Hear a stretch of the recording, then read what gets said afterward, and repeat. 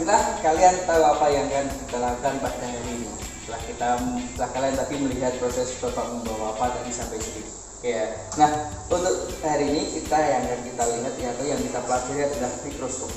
Nah, untuk mempelajari mikroskop, untuk menggunakannya kita harus lebih tahu dulu bagian-bagian dari mikroskop ini. Nah, yuk mendekat yuk.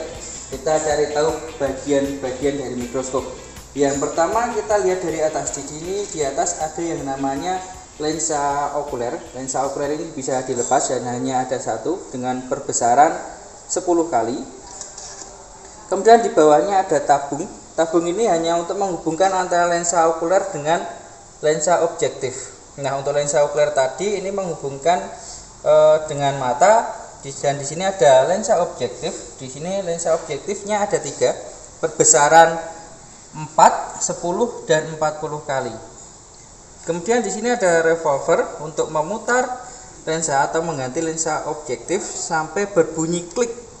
Ya, kemudian di sini ada lengannya seperti yang Bapak contohkan tadi untuk memegang yang namanya mikroskop. Kemudian di sini ada pemutar kasar.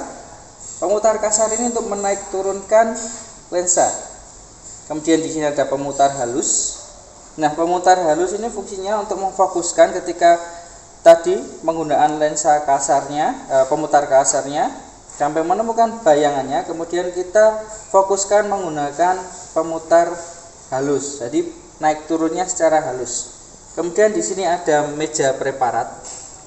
Ya, meja preparat, dan di sini ada penjepitnya, penjepit preparat. Ini namanya penjepit preparat. Kemudian di sini ada pemutar preparat. Ada beberapa mikroskop yang tidak ada penggeser preparatnya. Kemudian di sini ada pemutar untuk mengganti lubang diafragma. Nah, lubang diafragmanya ada di bagian sini. Ini ada lubang, ini namanya lubang diafragma bagian sini.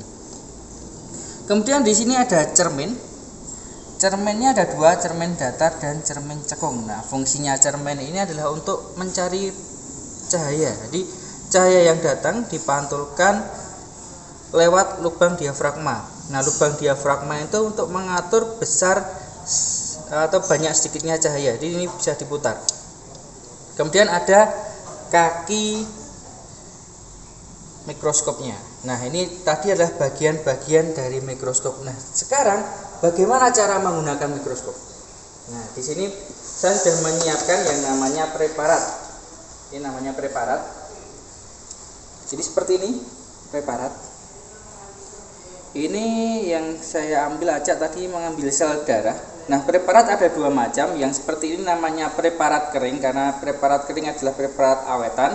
Yang kedua adalah preparat basah. Preparat basah itu dibuat secara langsung atau medianya masih basah.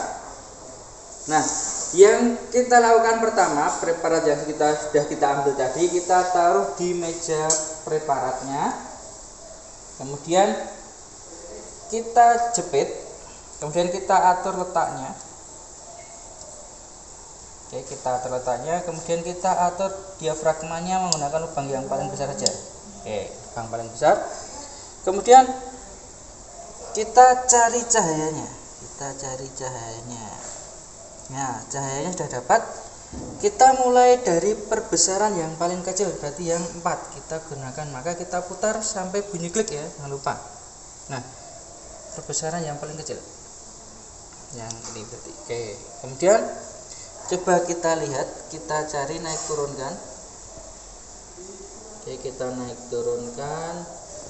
Nah, setelah itu kalau belum dapat, kita ganti dengan perbesaran yang lebih besar lagi. Ya, ternyata masih kurang pas ini tadi peletakan preparatnya. Dan kita naik turunkan lagi. Jangan lupa memutarnya dengan kedua tangan. Agar yang satu tidak lepas. Oke, kita cermati lagi. Oke, setelah dapat bayangannya, kita putar dengan pemutar halus agar lebih fokus. Ya. Nah, itu tadi cara kita menggunakan mikroskop. Nah, ketika menggunakan mikroskop yang perlu dilihat adalah ketika kita memutar, jangan sampai lensa objektifnya ketika kita naik turunkan, dia menyentuh atau menekan pada bagian preparat. Ada yang kelupaan, yaitu cara membawanya. Nah, cara membawanya seperti yang saya contohkan dari pengambilan, tempat pengambilan, kemudian sampai kita meletakkan. Yang kita pegang adalah bagian lehernya dan kita sanggah pada bagian kakinya. Seperti ini. Jangan kita pegang bagian atas. Kenapa? Kalau merucut atau copot, yang ke bawah hanya pada lensa kulitnya. Nah, seperti itu tadi cara penggunaan mikroskop. Oke, mudah kan cara menggunakan mikroskop? Nah, untuk besok ketika kita sudah masuk sekolah, kita bisa menggunakan mikroskop secara langsung. Oke, tetap semangat, tetap belajar IPA dengan bagus. Jangan lupa jaga kesehatan. Belajar IPA mudah bersama Guru Hebat.